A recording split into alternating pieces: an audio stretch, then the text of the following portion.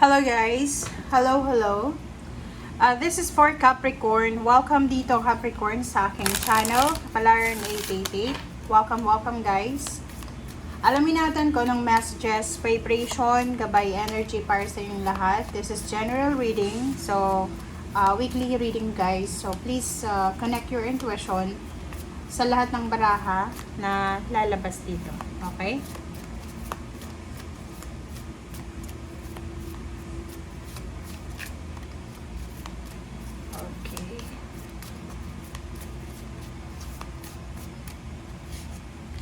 Okay, first two cards. Okay, number 13, number 4, Capricorn, and number 36, Lioness. This is fire sign energy. Sinasabi ng baraha sa'yo dito na sa Capricorn, kailangan mong maging parang fire sign, especially Leo, na energy. Okay, so sinasabi ng baraha sa'yo dito na you need to relax. You need to be stable and secured sa yung mindset, sa yung emotion, sa yung plano. Okay? So, sinasabi ng baraha sa'yo dito na i-enjoy mo daw. I-enjoy mo kung ano yung dapat mo i-enjoy sa buhay mo. Buhay may asawa, buhay single, may trabaho, or wala. Okay? Next card natin is number 36-9, gold. You don't need someone else to fix you. Yung parang ganun, sinasabi ng baraha Capricorn na hindi mo kailangan daw ng ibang tao para maging masaya. Hindi mo kailangan ng ibang tao para gawin kung ano yung mga bagay-bagay na gusto mong gawin. I-safety yung sarili mo or kano pa man. So, yung first two cards natin, sinasabi ng baraha na kailangan mong maging strong. Okay? You need to be strong. You need to be courageous. And, yun nga. Hindi mo kailangan ng ibang tao para mag-survive, para makuha kung ano yung gusto mong makuha sa buhay mo.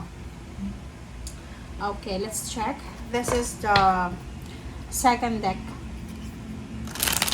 Capricorn.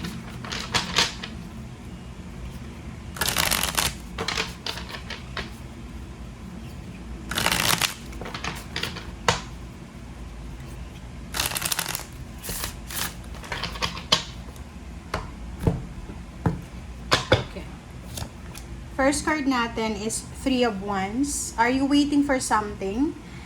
This is manifestation. This is accomplishment. This is new beginnings or anything na hinihintay mo. High Priestess. Okay, High Priestess. Sinasabi ng baraha dito na makinig tayo sa sinasabi ng ating intuition. Okay, we need to follow our intuition. We need to feel our emotions. We need to prioritize kung ano yung sinasabi ng ating intuition kaysa sinasabi ng ibang tao sa atin. King of Wands. So, nakikita ko sa'yo dito na mayroong mga Capricorn na naghihintay kayo ng trabaho. It's either you're looking for a job, you're applying for a job, promotion, salary increase, or business opening, or kung ano pa man. Sinasabi ng baraha sa'yo na kailangan mong kumalma. Okay, you need to be calm, you need to be at peace. Kasi, yun na nga, sabi sa'yo dito na hindi ka dapat nagmamadali. Because, you can do anything. Okay, you can do anything sa tamang panahon. Okay? Two of Cups, this is relationship, this is emotion, and Queen of Wands. So, nakikita ko sa'yo dito, meron din dito ang Capricorn na posibleng kayo ay nagpaplano na makipaghiwalay or possible kayo nagpaplano na layasan yung iyong asawa, boyfriend, girlfriend, or kung sino man sila. So, please comment down below if you resonated. Okay, let's check.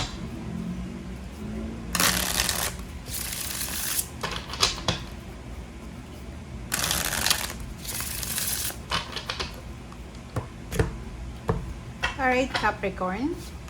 Okay, Ace of Cups. Nakikita ko sa'yo dito na sa linggong ito, sobra-sobrang magiging masaya ka. Kumbaga, like for example, may mga problema ka, may hinihintay ka, but may rason para maging masaya. There's so much things, reasons para maging masaya ka. Okay, next card natin is the Star. So, yung the Star, sinasabi ng barahan na this is wish fulfillment. This is mga ano natin inspiration sa buhay. So, nakikita ko sir dito na may mga Capricorn na sobra-sobrang magiging motivated, determinado, and inspired kayo sa linggong ito, in spite or despite kung ano man yan na hinihintay nyo na hindi pa dumarating. Nakikita ko sa'yo dito sa usaping emotions, family, relationship, sobra-sobrang stable and secured yung emotion mo. Umiwas ka sa gulo. And if ever merong mga kaaway kayo or meron kayong miscommunication, misunderstanding, possible na maayos ito. Okay? And next card natin is Seven of Pentacles. So, yun, you're waiting for a financial boost. And yun, sinasabi ng bara sa'yo dito na if you're waiting for a money, for a lump sum of money, for accomplishment, like a good news or confirmation, ihanda mo yung sarili mo kasi maybe this week wala pa siyang darating na confirmation. It's either letter or decision making. But maybe after a week. So, second week ng October 2025, posible na makuha mo yung desisyon na talagang hinahanap mo. Okay? The Empress. So, take care of your body. Take care of yourself. Okay? Take care of your emotion, your relationship, your body, your mental, physical, psychological. Okay? And next card natin is the Sun. Wow! So yun, there's a celebration. There's so much things na kailangan mong i-celebrate so much blessings na kailangan mong i-celebrate sa linggong ito. And Ace of Pentacles, yun, sabi ko sa'yo, second week ng October, sinasabi ng barahan na there's new beginnings Diba? Marami magsisimula sa buhay mo, Capricorn. It's either new job, new location, new job offer, new contract signing, new place of work, new place of residence, na posibleng i-offer sa'yo. Okay? And Four of Stakes, sinasabi ng baraha sa atin na may pagkakataon ka din sa linggong ito. It's either first week and second week of October na makapagpahinga, makapag-relax, makapag-bakasyon, makapag-spa, makapag-spend time sa nature, makapag-spend time sa family, or kung pa man. And last card natin is Magician. So, there's a magic. Everything happens for a reason. So, yun na nga. If ever you're waiting and hindi pa siya dumarating, just slow down. Okay? Slow down kasi parating na siya There's unexpected moments, unexpected situation na posibleng darating sa'yo. Kaya nga unexpected siya kasi hindi mo alam kung kailan siya darating. Alright? Thank you guys. Bye!